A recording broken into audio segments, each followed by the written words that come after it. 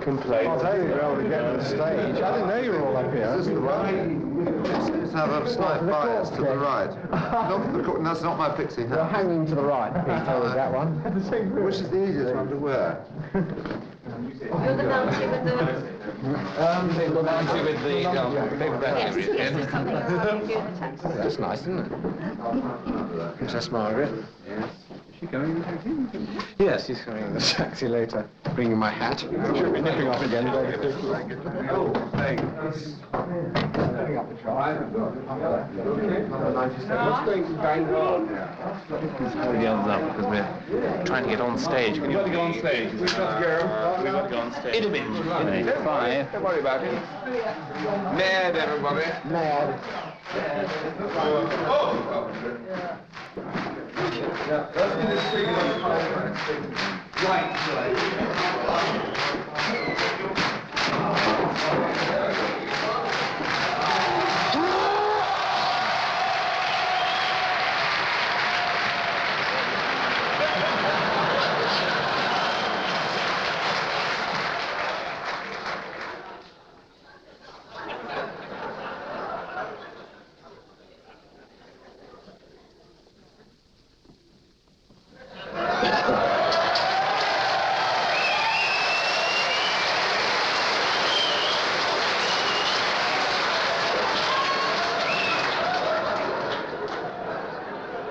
I wish to register a complaint.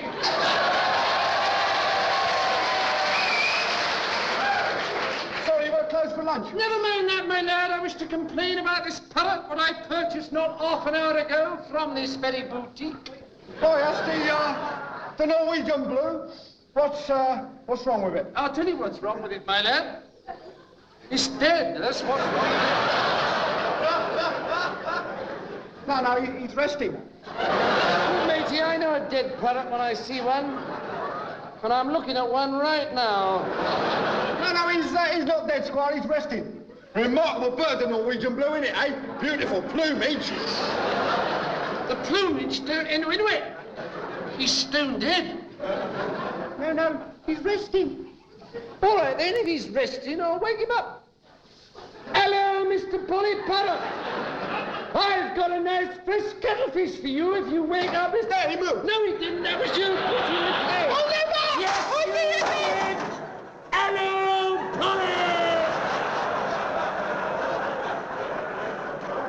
Wakey, wakey.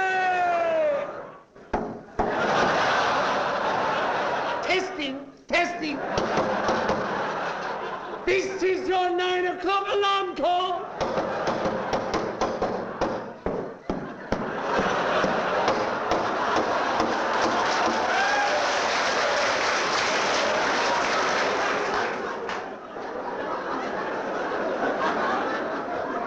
Now that's what I call a dead parrot. He's stunned. Stunned? Yeah! You stunned him just as he was waking up. Norwegian blue stunned easily. Now listen, matey, I've had enough of this. That parrot is definitely deceased. And when I purchased it not half an hour ago, you assured me that its total lack of movement was due to it being tarred and shagged out following a prolonged squawk. Oh, he's probably pining for the fields. Pining for the fields?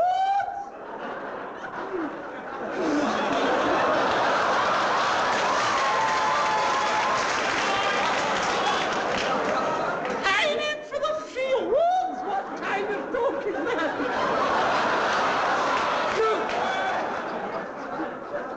This is nothing to laugh at. Why did he fall flat on his back the moment I got him home? The Norwegian blue prefers keeping on his back. Remarkable bird, eh, Squire? Beautiful plumage. I took the liberty of examining that bird when I got it home, and I discovered the only reason it had been sitting on its perch in the first place was that it had been nailed there. Oh, well, of course it was nailed there. If I hadn't nailed that bird down, it would have muzzled up to them bars, bent them apart with its beak, and boom! boom, meet this parrot when, boom, if you put 4 million bolts through it. This bleeding demise. No! He's blind. He's not pining, he's passed on. This parrot is no more. He has ceased to be. It's a stiff. He snuffed it.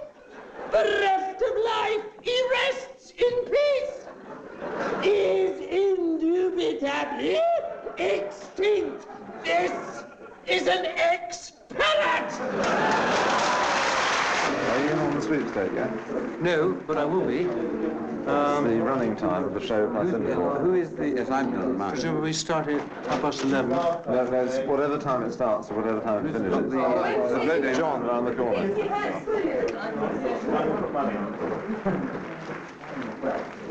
T.E. Lawrence, the man and the myth. Which is man and which is myth? Is this fact or is it lies? What is truth and what is fable?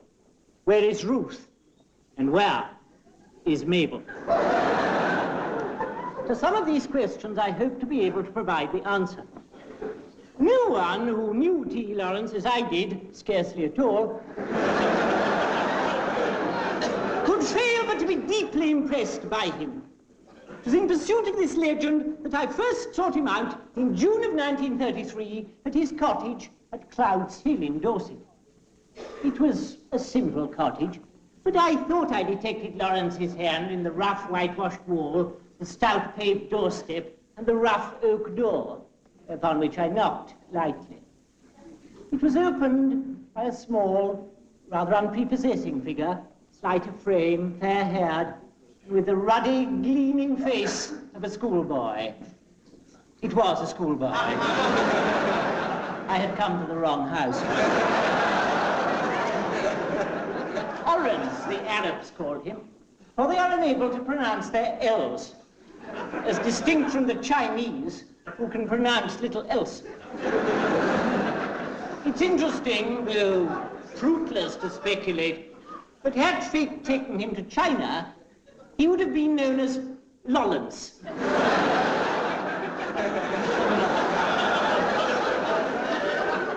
That is by the way. Shaw, or Ross, as Lawrence now called himself, returned from the East in 1919. Shyness had always been a disease with him, and it was shyness and a longing for anonymity that made him disguise himself. Clad in the magnificent white silk robes of an Arab prince, with in his belt the short curved gold sword of the Ashraf descendants of the Prophet, he hoped to pass unnoticed through London. Alas, he was mistaken. Who am I, he would cry despairingly. You are Lawrence of Arabia, passers-by would stop him and say. And I claim my £5. Time election is the actress of the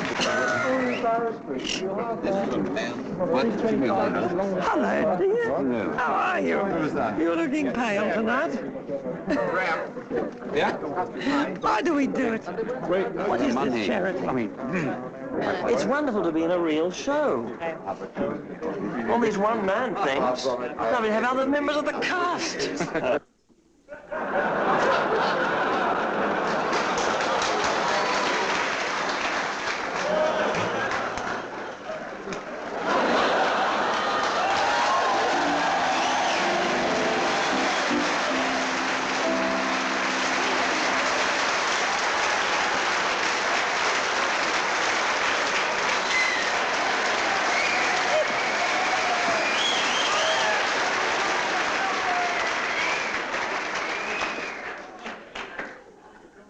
Oh, you're gorgeous.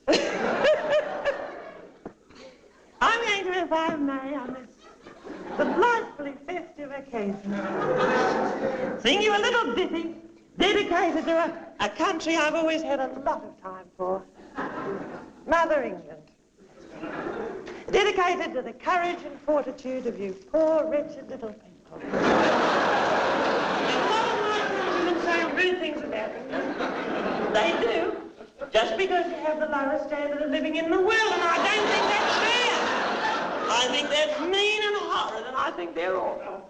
Because I know that England will rise again. It will. It will. Say to the level of Sicily or Ethiopia. It will. You see, I feel a song coming on.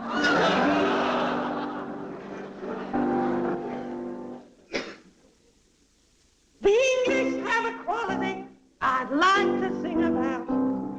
It's not the sort of quality bestowed on wealth or crowd.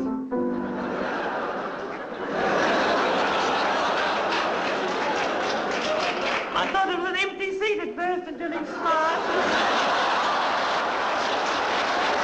When things are on the sticky side, you never throw a tear.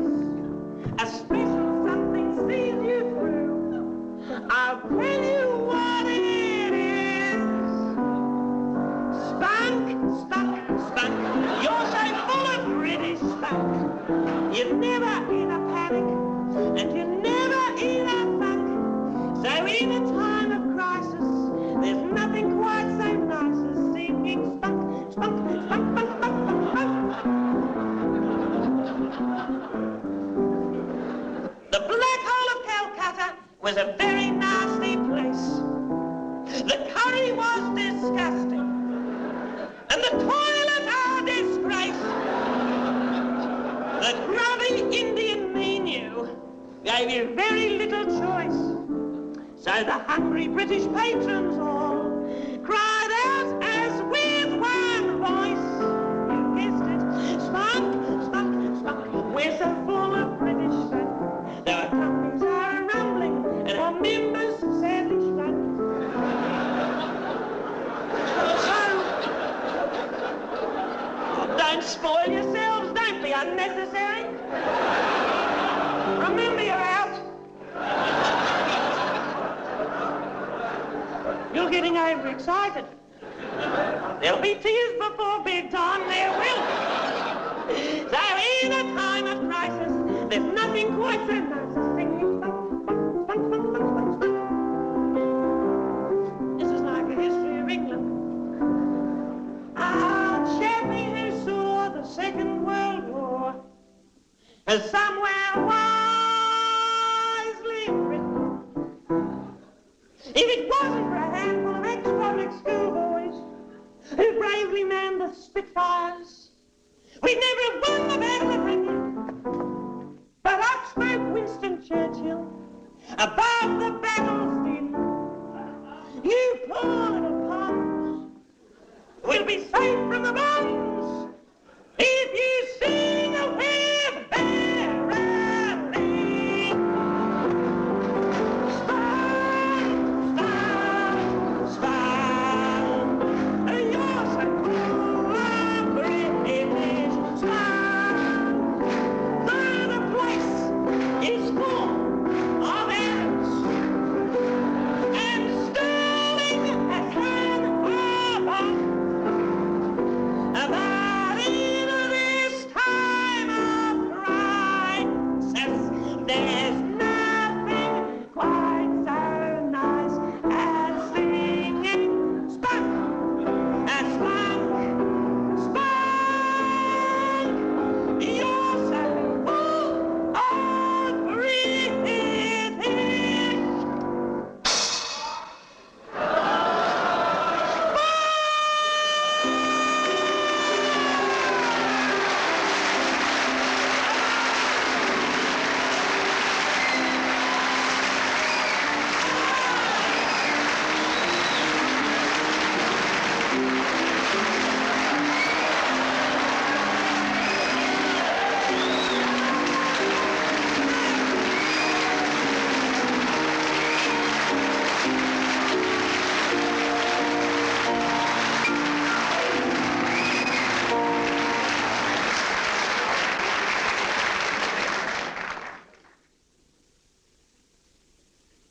Happy, darling?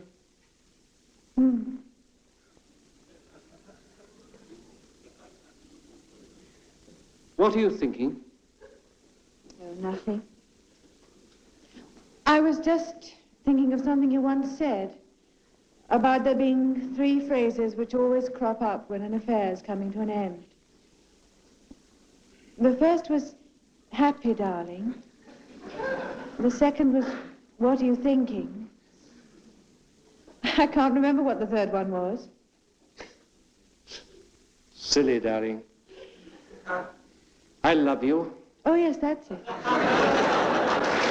thing I don't understand. Well, that will be your chord sketch one, you know. There's my pixie hat, there's my bonnet, there's my script, there's my box, there's my raincoat. What more could I ask?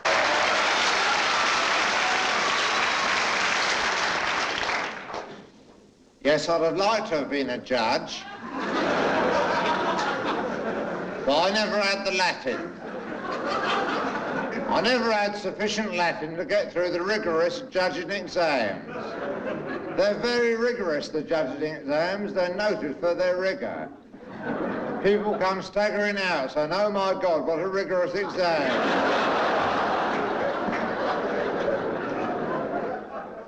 So I become a miner instead, a coal miner.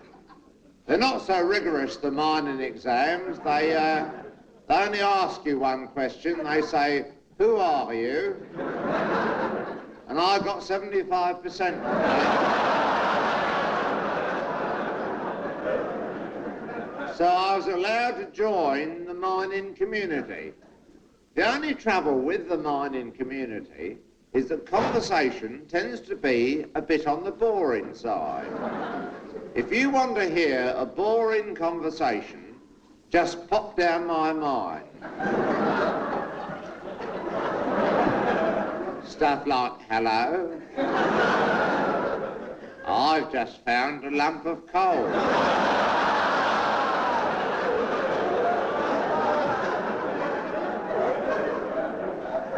Have you really? Oh yes, no doubt about it. This black substance is coal, all right. Jolly good, the very thing we're looking for.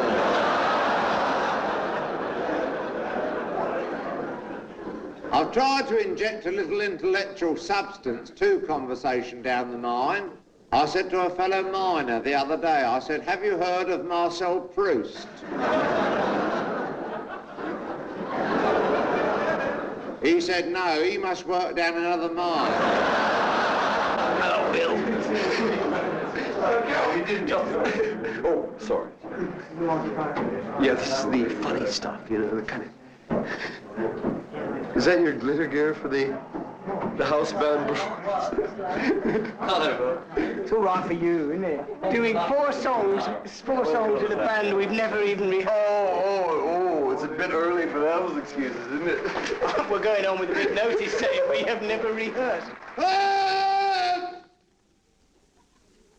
Did you notice, for no apparent reason, I suddenly went, It's an impediment I got from being down the mine. Because one day I was wandering along in the dark, I stumbled across the body of a dead pit pony. So I went in surprise. And ever since then I've been going unexpectedly. And that's another reason why I couldn't be a judge.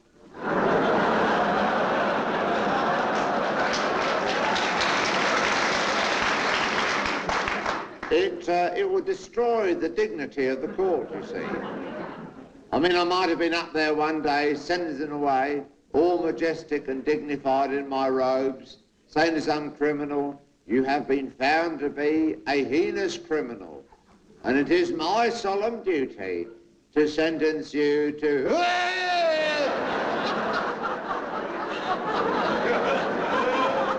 And the trouble is, you see, under English law, that would have to stand. But the trouble with being a miner is as soon as you're too old and tired and ill and sick and stupid to do your job properly, you have to go. Well, the very opposite applies with the judges. So on the whole, I'd rather have been a judge. than a minor.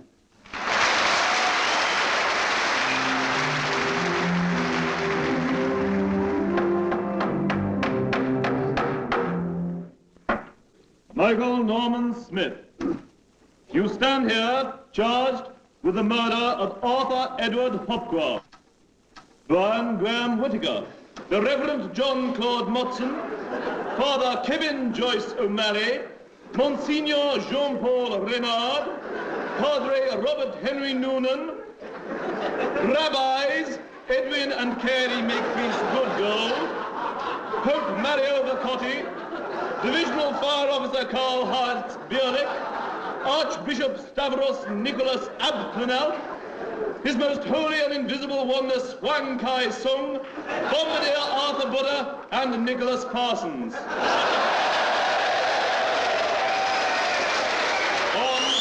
On or about the morning of the third Sunday in February. Mr. Smith, have you anything to say before this court considers your case? Yeah, I did them. Oh. Well, I did, you know, the murders, but as you're all so looking forward to this, I thought I'd plead not guilty. Well, that is my way of sentencing you. Thank you, Michael. Don't call me Michael in court. Sorry, love. Counsel for the prosecution. Just a minute. Where is the counsel for the defense? He is not here yet, Milan. He said we could start without him. Very well, carry on. Milan, this terrifying and heinous case. This... here he is. Sorry I'm late. I couldn't find a kosher car park. Don't bother to recap it. I'll pick it up as we go along. Now, you are Michael Norman Smith, alias Michael Norman Smith? That's right, sir. I suggest that you murdered these people. Yes, sir, I did. I put it to you that you murdered these people. Yes, sir, I did. I submit that you murdered these people. I did murder these people. Did you or did you not murder these people? Yes, I murdered these people. Yes or no? Yes, I murdered these people. Answer the question! I murdered these people.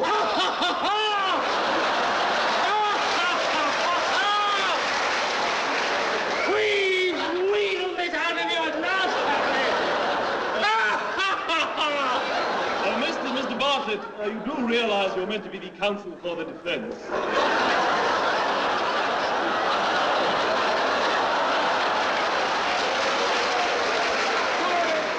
Sorry, everyone.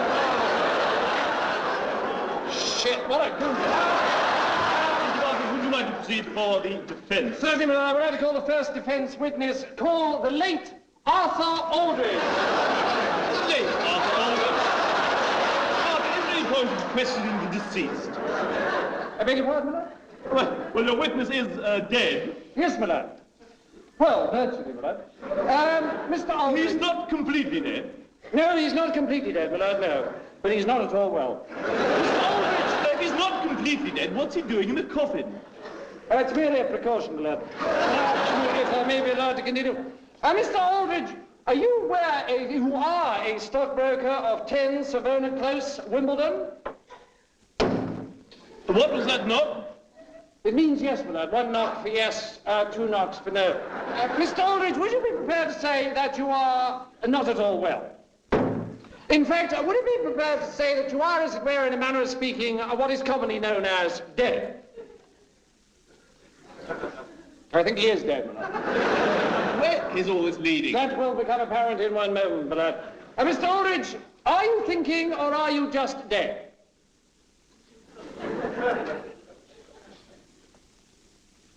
No further questions, Milan. Mr. Bartlett, you can't just come in and dump dead bodies in this court. Get rid of that thing. Counsel for the prosecution. Thank you very much, Milan. I'd like to call my first witness. Call Police Constable Pan Am. Oh, stop that, Constable! There'll be plenty of time for that later on.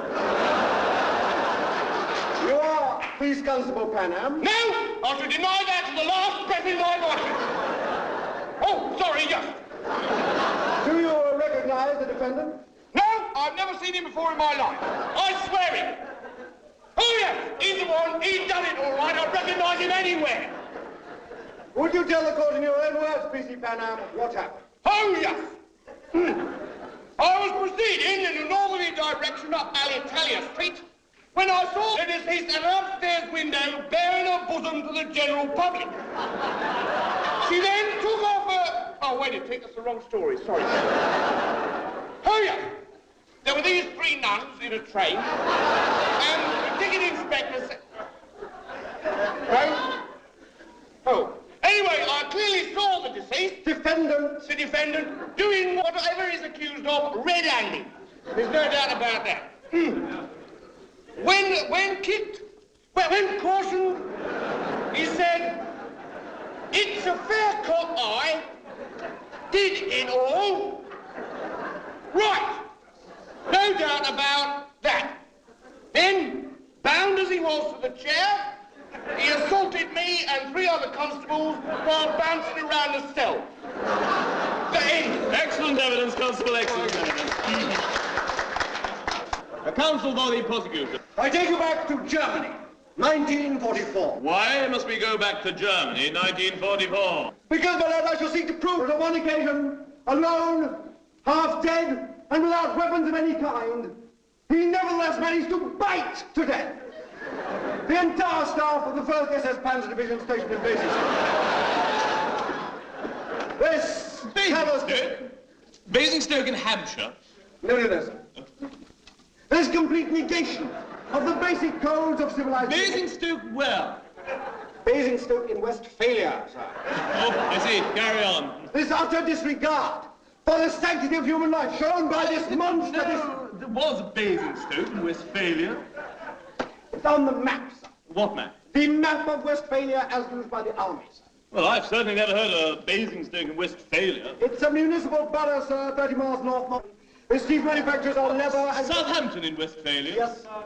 Agricultural equipment, leather goods, and rubberware nearby remains of Basing Castle burnt up. Who compiled this map? Cole Porter, sir. Cole Porter? Who wrote Kiss Me Kate? No, that's not, sir. This is the Cole Porter who lets anything go. Oh, it's the same one.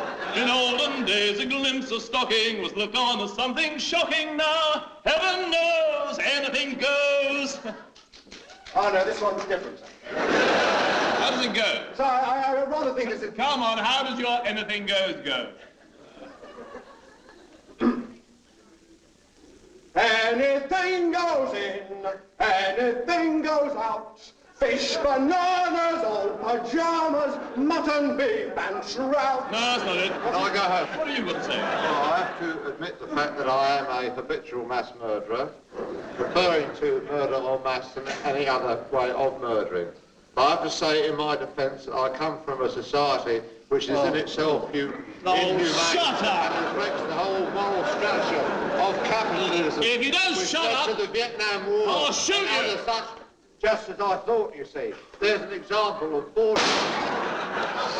But I really must protest at your shooting my client. And you, Spencer Nichols!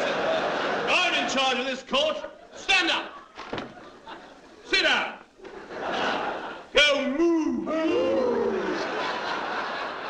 Get up! See? Now, on with the pixie hats! And order of the skating liquor! And anything goes in, anything goes out. A fish, a bananas, old pajamas, mutton, a beef, and trout. Anything goes in, anything goes out. A fish, bananas, old pajamas.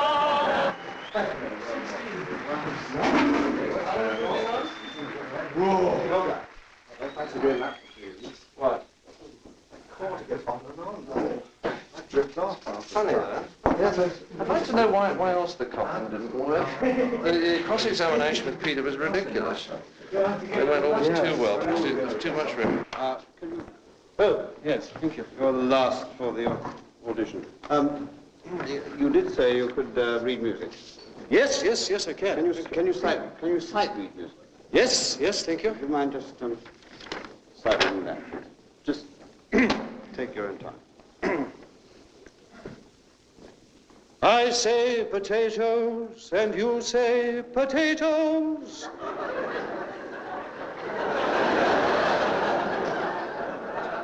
I say tomatoes, and you say tomatoes. Potatoes, potatoes, tomatoes, tomatoes. Let's call the whole thing off.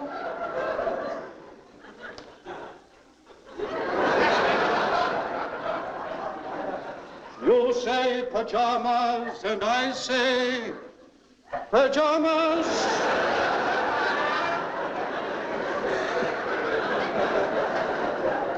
You say Bahamas, and I say Bahamas, Bahamas, pajamas, Bahamas, Bahamas. Look, I'm sorry, I just can't see what's wrong with this relationship. Peter? Peter Cook?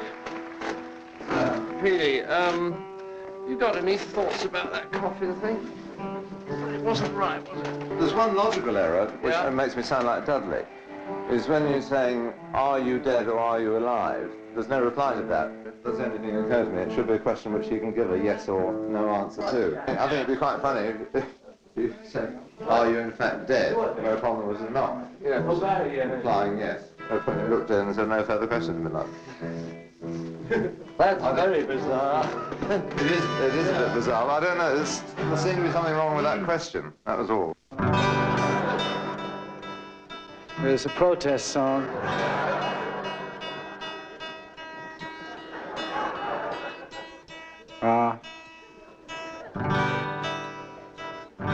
Ladies and gentlemen, I've suffered for my music. Now it's your turn.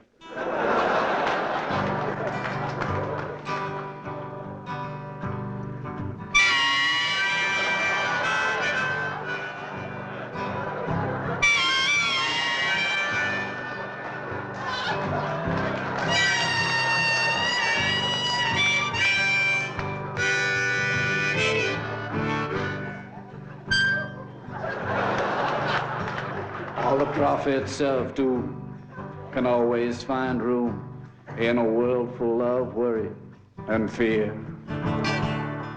Tip cigarettes and chemistry sets and Rudolph the red-nosed reindeer. So I'm going back to my little old shack and drink me a bottle of wine. That was meat en bouteille before my birthday, and have me a fucking good time. Rain on a tin roof sounds like a drum. We're marching for freedom today. Yeah, turn on your headlights and sound your horn if people get in the way.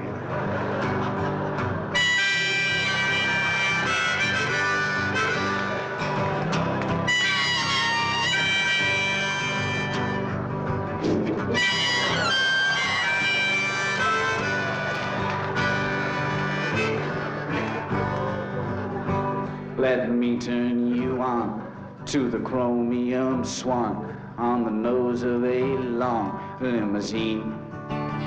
Even hide for the day, it has something to say, but what the hell does it mean? I may be accused of being confused, but I'm average weight for my height. My philosophy, like color TV, is all there in black and white. Bang, rain on tenor sounds like a drum. We're marching for freedom today. Yeah, turn on your headlights and sound your horn if people get in the way.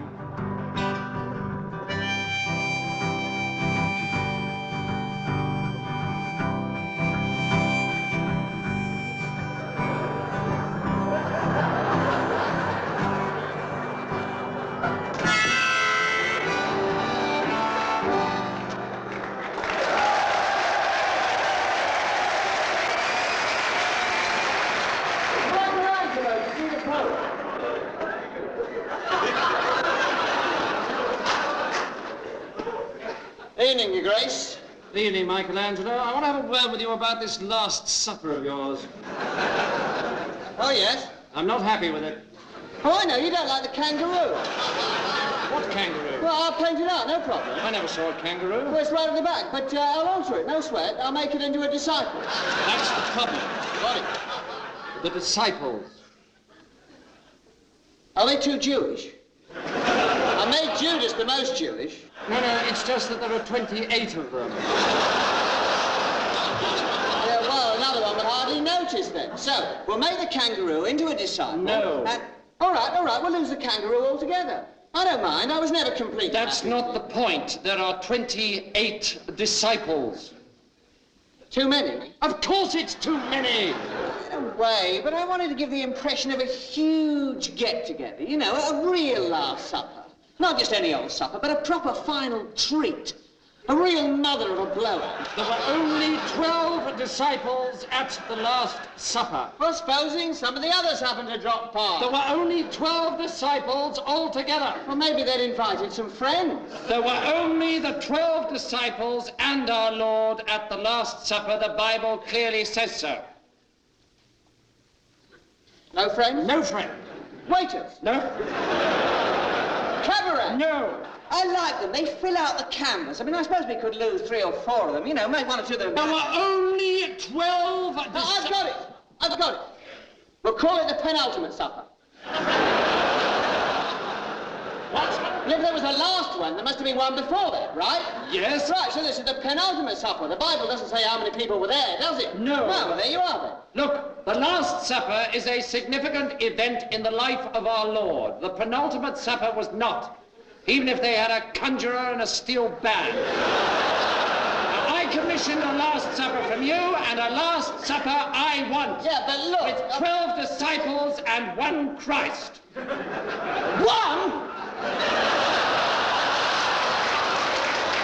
Yes, 1. Now, will you please tell me why, in God's name, you have painted this with 3 Christs in it?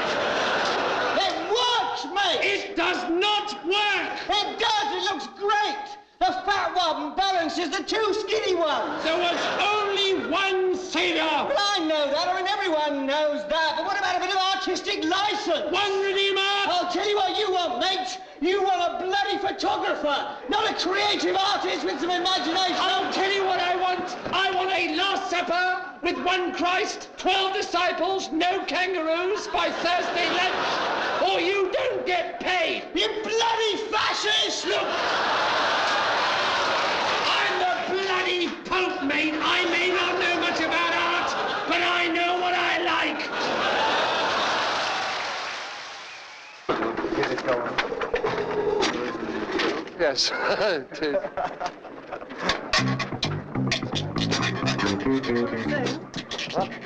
No, I did my song. You're just about to go on. Might as well do it again. Every time to band. Let's go. Band, appeal. We go to Crunchy. We cut Crunchy Frog then. I'd like to band quickie. Yes. Band quickie. Yeah. Band quickie. Asp can go on and on. Is there any way of abbreviating it? Well, I can go and rehearse it now with John. What are you going to close with?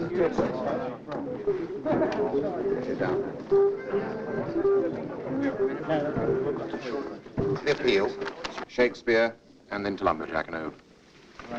Okay. I just want to see how it goes. I just don't know where we are at the moment. All right. Come on, everybody. It's Gibbon time.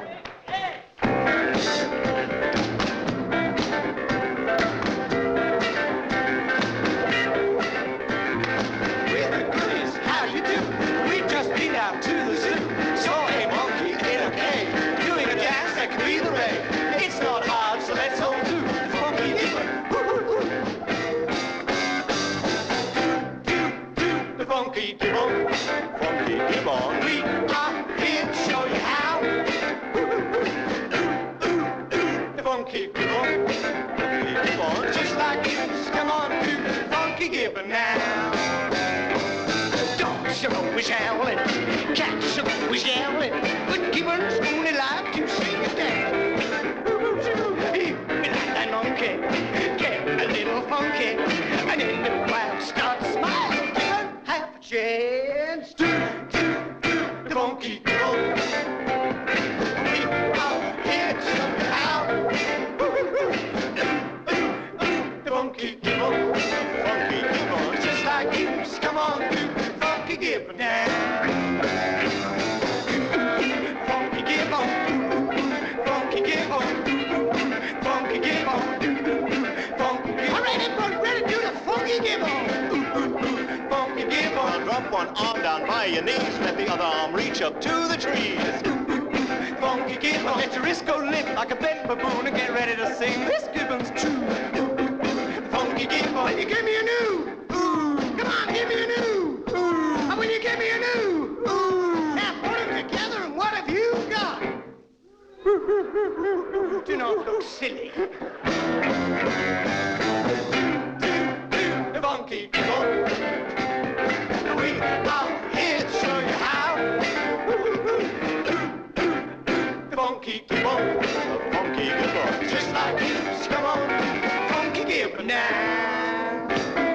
Funky gibbon, funky gibbon, funky gibbon, funky gibbon. Tie a yellow gibbon round the old oak tree. Funky gibbon, funky gibbon. Thank you very much.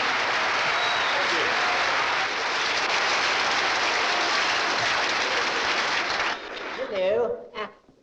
I want to send a telegram, please, if I may. Yes. I am the subscriber, and my name is Desmond. Yours is Glennis. No, you misunderstand me. My surname is Desmond. Yours is Bud. Yes, we seem to be drifting into a kind of redundant intimacy. I only want to send a telegram. Yes, my address is 23 Gloucester Crescent, NW1, telephone number 485-8319. And the telegram is going to a Miss Tessa Prosser, that's Tessa Prosser, 1616 Chalcott Square, SW14. Right, here we go. No, right, here we go is not the telegram. No. Here goes. Bless your little, yes, bless your little botty booze. Botty booze. Well, I've never been called upon to spell it. I suppose it's B-O-T-T-I-B-O-O-E-S. Though I think that probably the last E is not statutory. Yes, well, it's a diminutive of bottom, really, isn't it? No, Miss Prosser doesn't have a diminutive bottom. That's partly the joke, you see. Yes. So that's bless your little botty booze. Then I want to sign it Desmond Donkey Drawers. Well, it's a nickname. It's a term of affection Miss Prosser is wont to use at moments of heightened excitement. Yes. So that's the corpus of the message. Bless your little botty booze, Desmond Donkey Drawers. And then I want to end it, if I may, Norwich. Norwich, yes. Well, it's an idiomatic way of saying, knickers off ready when I come home. You see, it's the initial letters of each word. Yes, I knew knickers is spelt with a K. I was at Oxford. It was one of the first things they taught us. And in an ideal word, it would be courage, but I don't think it carries the same idiomatic force. Burma? No, I hadn't come across that. What's that? Be upstairs ready, my angel. Well, yes, I like that. I I don't think it would do in this case for strictly topographical reasons, because Miss Prosser lives in a basement flat. And if she was upstairs ready, she would in fact be in the flat of the window dresser from Bourne and Hollingsworth. And I don't think she would want that, and I certainly don't think he would. What? Norwich? Obscene? Oh, no, certainly not. I mean, what about the Bishop of Norwich? When he signs his letters, Cyril Norwich, does he mean Cyril Norwich? Or Cyril knickers off ready when I come home? One doesn't know. Goodbye. Goodbye. Vipers devour toads, I'm happy to say. They go, "Caw," and swipe them up. I said no thanks, not no fangs. No fangs, not fangs, no. You'll never find fangs on a bee. You'll never find fangs on a bee. You'll never find fangs, you'll never find fangs, you'll never find fangs on a bee. That's a little song I made up about how you'll never find fangs on a bee.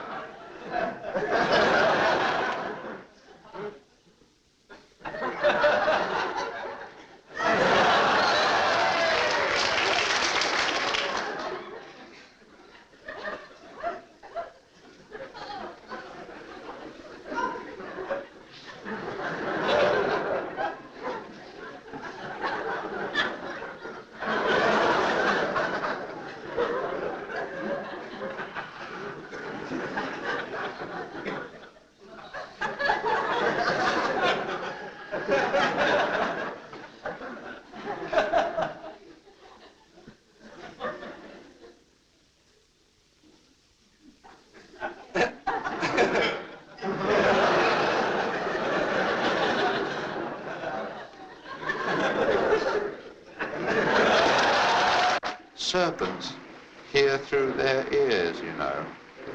No, you don't. Through their jaws. What are they? Jaws. So it's voracious. Fish, toad, serpent. I've got a viper in this box, you know.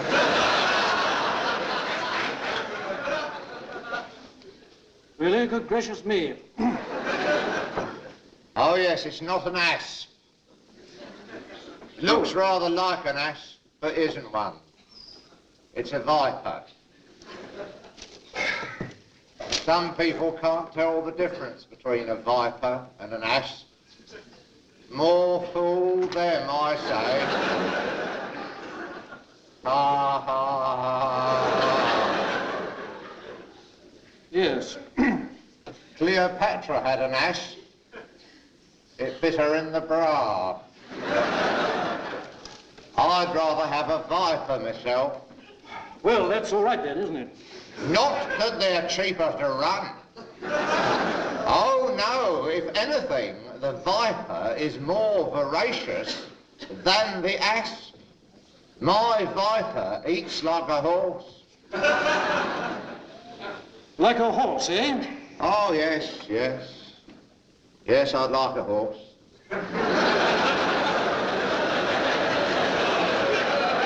Yes, I've always yearned for a horse. I'd love to have a horse. Mind you, you never cram a horse into a little box like this. It's too small for a horse. Yes, it would be difficult, I can see that. Wouldn't be difficult, it would be bloody impossible. some people think I've got a toad in here. Really? If they knew me, they'd know I wouldn't have a toad in here. I can't abide toads. Vipers devour toads, you know. They devour them. They come up slinkily behind the crouching toad, and suddenly there's nothing to smile about here. And suddenly, the toad goes all the way down the viper's belly. You can see it starting off large at its throat, and then it got smaller and smaller and smaller until it is ejected like a small black barrow. Terry, can I have your pads, Terry? Hired buttocks. Rent-a-bum. Talk about hydrocele, Terry. This is ridiculous. Don't you chaps cough. As early as the late 14th century, or indeed as late as the early 14th century, the earliest forms of jape were divisible into the two categories in which I now intend to divide them. The earliest manifestation of the simple basic precipitation jest incurred, as will be seen from the demonstration, a disproportionate amount of internal risibility on the part of the operator.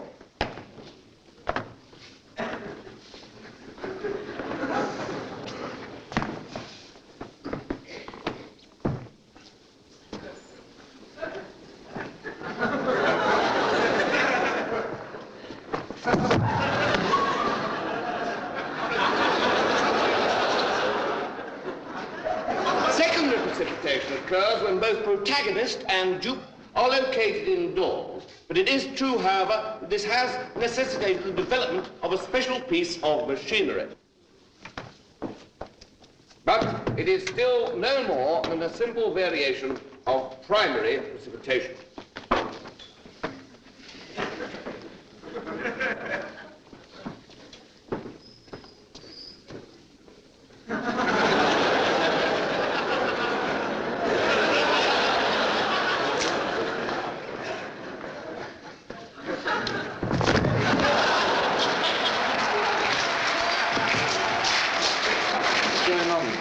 It's due a little bit, but just about. No, not too badly. It's actually picked up very quite well.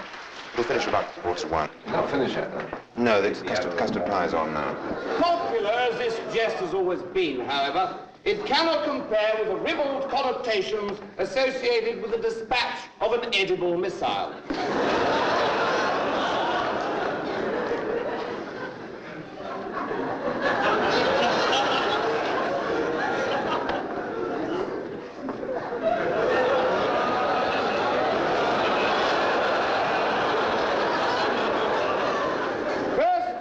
Simple, straightforward, offensive deposit.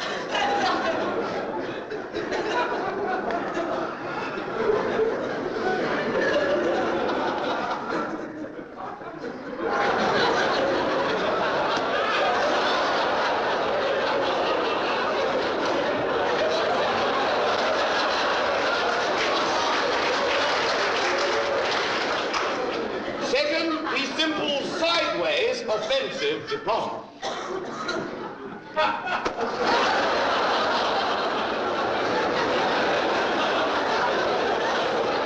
Next, the simple surprise deposit.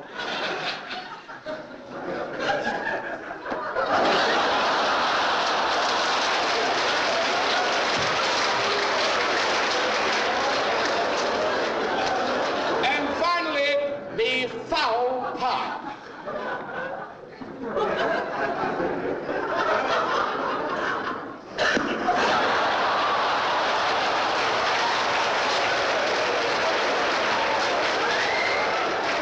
We move on to the three-course complement. A few pies, thank you.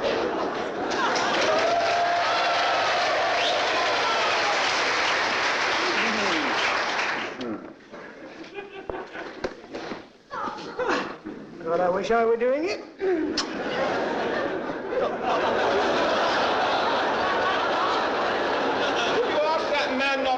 stage again, please. Three-course complex.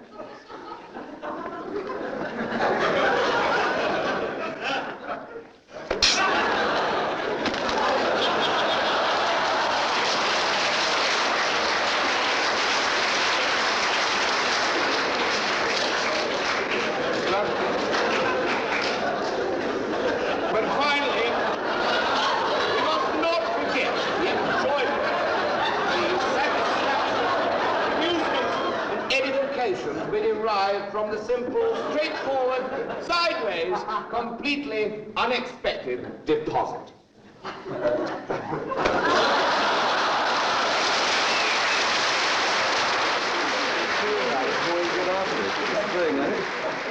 Yeah, it wasn't quite as good as... Yeah, I mean, it was less, you know, this is the steady build on each thing. They didn't build quite as nice, but they were, like, Terry was really getting lots of laughs out of it, the pie sticking to his head. Yeah. I think so. Get hurt?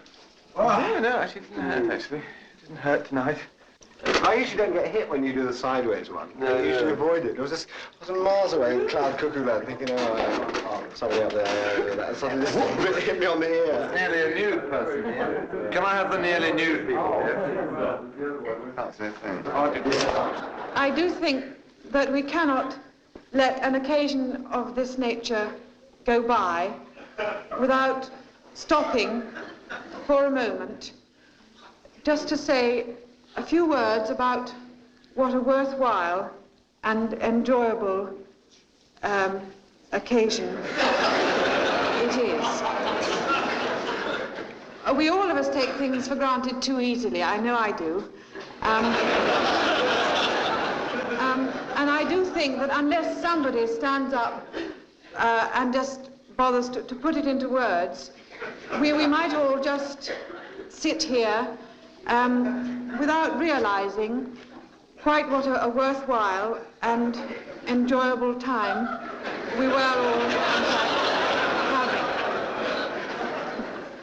Oh, and I must just say here before I forget, would people please not put unwanted sandwiches and other matter into the heating vents? I know how easy it is for little fingers to do, and perhaps for fingers that are not quite so little. But getting out small pieces of decayed fish paste with knitting needles and surgical forceps, as we had to do last year, does waste a great deal of the very limited time available to the committee. I should just like to say a word of thanks to the many people involved in making tonight such a success. I'm sure that having their names mentioned was the last thing they had in mind in the first place. And they'll probably never forgive me. But I hope they'll forgive me if there are any names I forget to mention. And, of course, no occasion of this nature could be allowed to pass without mention of Mrs. Hussey and her loyal support on the teapot. How we should ever have got through committee meetings without Mrs. Hussey and her tea and biscuits, I don't know. I think some of us only come to committee meetings for the refreshments. And I must also mention the noble work performed by so many others, too numerous to mention. Mrs. Shortstreet, Mrs. Flowerdew, the Mrs. Wales, Mr. Churt, Mr. Hapforth Senior, Mrs. Winterbourne, Miss Tummerley, Mr. Pettigrew. And last but not least, I should like to thank all of you for coming here tonight and working so hard to enjoy the entertainment that all these good people have worked so hard to provide. It is particularly gratifying to see so many young faces here tonight. We often think that young people today are only out for a good time. Well, that certainly can't be said of these young people. It's also very gratifying to see all these other people who are not quite so young. I know how tempting it is, believe me, just to sit in front of a good fire and watch your favourite television programme. And there are one or two rather good programmes on tonight. I know how tempting it is to think, oh, let someone else go out this time and get themselves entertained.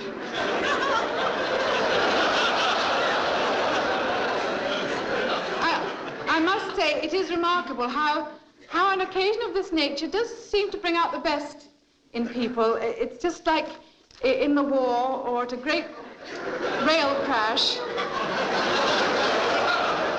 Everybody cheerfully rallies round and makes the best of it.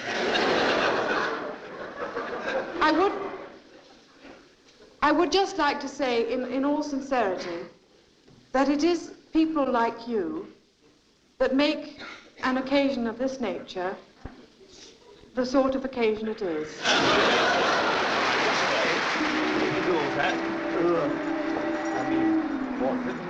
It is a good rush, Well, death is face, my shroud hath hid. Sustain we now a time when petty lust and overweening tyranny offend the rock of state. Thus fly we now, as oft with fever-stead fair Easterope on two proud Flanders shores, where the warlike Warwick, like unto the kite that sat on Hector's head, is bound for England and for war. And so we bid you welcome to our court, fair Captain Albany, and you our sweetest Essex. Take this my hand, and you fair Essex this, and with this bond we'll cry anon, and shout Jack Cock of London to the foe. Jack Cock of London. Jack Cock of London, approach your ears and kindly bend your conscience to my peace. Our ruddy scouts, to me this hefty news have brought. The naughty English, expecting now some pregnancy in our plan, have with some haughty purpose bent to listen to the service of their sail. So even now, while we to the wanton loot do strut, this brutish Bolingbroke bed fair upon some fickle circumstance. Get thee to Gloucester, Essex. Do thee to Wessex, Exeter. Fair Albany to Somerset must take his route, and Scroop to you to Westmoreland, where shall bold York, en routed now for Lancaster, with forces of our uncle Rutland, and join his standard with sweet Norfolk's host. Fair Sussex, get thee to Warwicksbourne, and there, with frowning purpose, tell our plan to Bedford's tilted ear. But he shall press with most insensate speed, and join his warlike effort to bold Dorset's side. I, most royally, shall now to bed, to sleep off all the nonsense I've just said.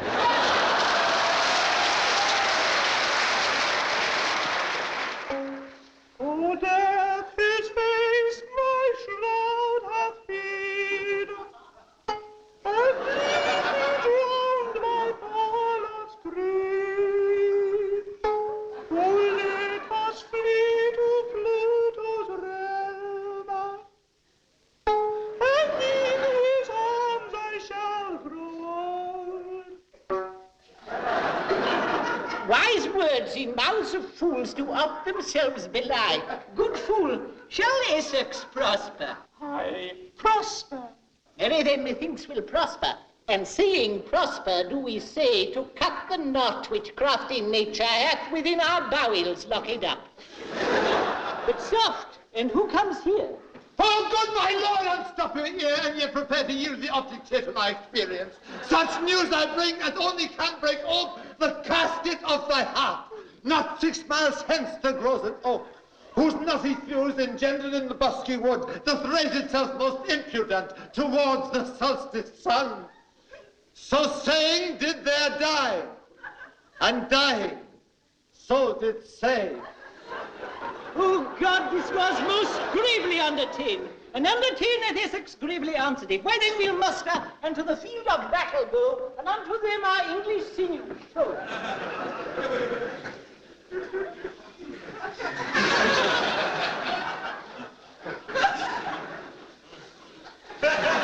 Why then was this encounter nobly entertained, and so by steel shall now this art contest.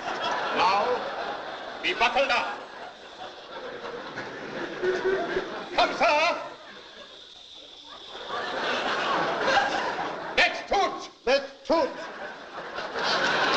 Good steel, thou shalt thyself in himself, thyself in bowel. Come down.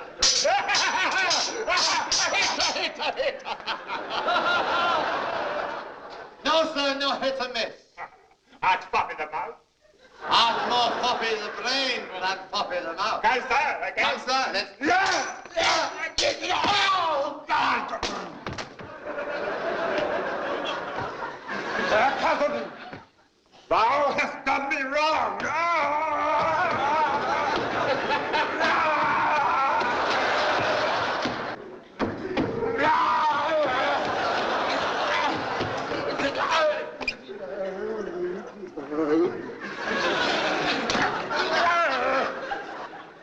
Now is steel twixt gut and bladder interposed. Oh, saucy Worcester.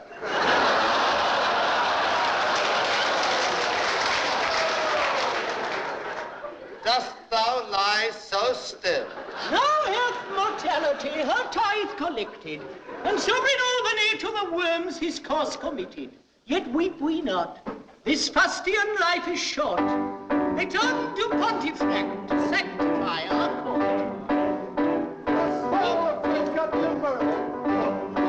The clash of mighty trains! With the best now by the side!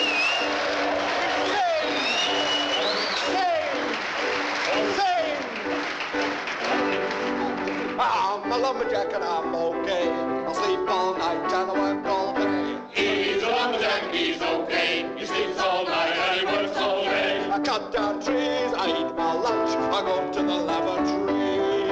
On Wednesdays I go shopping and have butter scones for tea. He cuts down trees, he eats his lunch, he goes to the lavatory. On Wednesdays he goes shopping and has buttered scones for tea.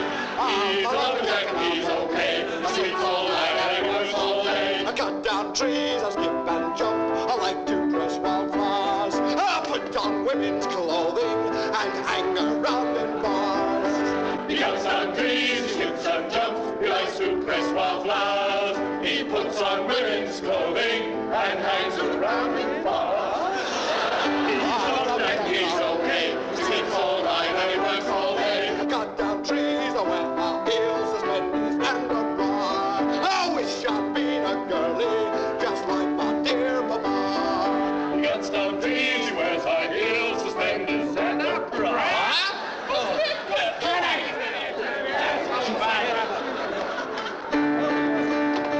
He's a lumberjack, he's okay. He sleeps all night and he works all day. He's a lumberjack, he's okay.